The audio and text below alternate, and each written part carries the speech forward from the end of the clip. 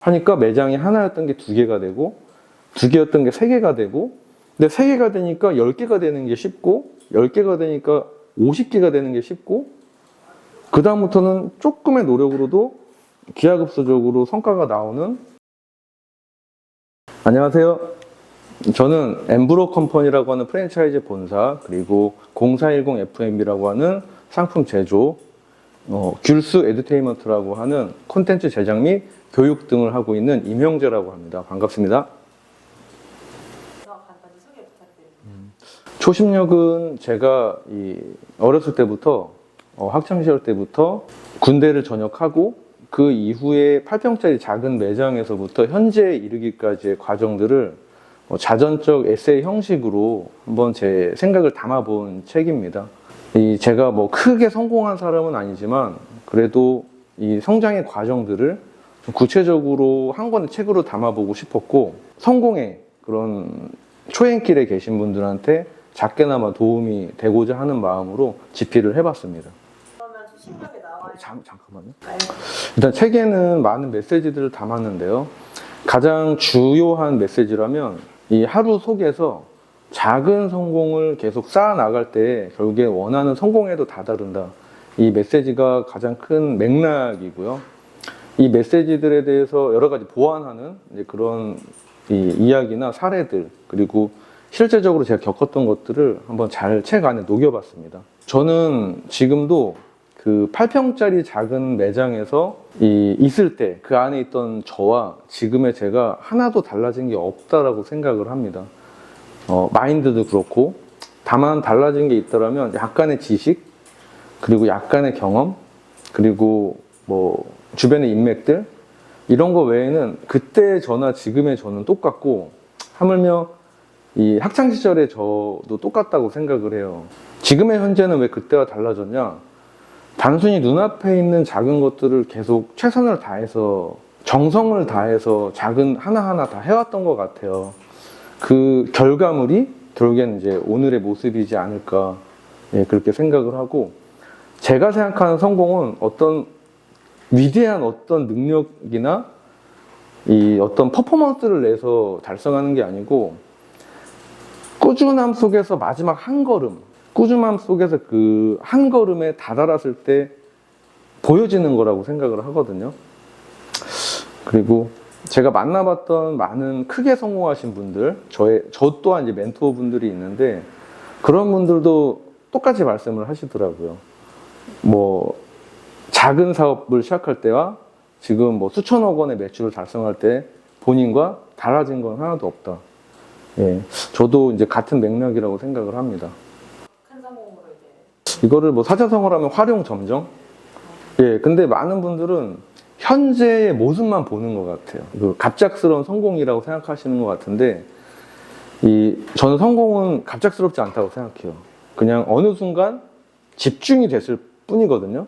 결국에는 한 걸음 한 걸음 모여서 산 정상에 이르듯이 그 마지막 한 걸음, 꼬린점에 다가가는 그 한 걸음, 이제 그게 저는 성공이라고 생각을 합니다.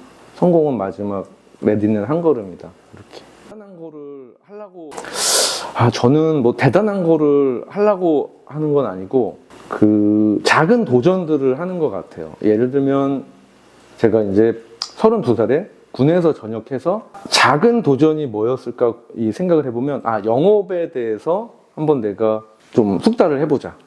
그 영업의 세계에서 내가 뭔가를 얻어보자. 어떻게 보면 작은 거거든요. 근데 영업을 열심히 하면서 여러 가지 깨달은 것들을 잘 정리를 하고 내 거화를 하니까 그 단계에서 또 다음 단계가 보이더라고요. 그러면 내가 영업을 남 거를 하지 말고 내 거를 작게라도 만들어서 판매해보자. 이 걸음과 걸음 사이에는 굉장히 큰 변화는 아니거든요. 근데 꾸준하게 계속 새로운 것들을 해왔던 것 같고, 결국에는 8평짜리 매장에서 시작을 해서 프랜차이즈화 하는 과정도 굉장히 단순했어요. 그 매장 하나에서부터 좀 마케팅을 조금 연구를 해보고, 그리고 손님에 대한 마인드, 그리고 또 선배들이나 먼저 성공하신 분들의 그런 이야기를 들으면서 그들이 했던 걸 똑같이 한번 해보고 하니까 매장이 하나였던 게 두 개가 되고, 두 개였던 게 세 개가 되고, 근데 세 개가 되니까 10개가 되는 게 쉽고, 10개가 되니까 50개가 되는 게 쉽고, 그다음부터는 조금의 노력으로도 기하급수적으로 성과가 나오는 이런 임계점을 뚫은 시점이 온 다음부터는, 그다음부터는 이제 뭐 새로운 도전하는 게 많이 쉬워졌죠. 했고, 저도 자기 개발서를 많이 읽는데요.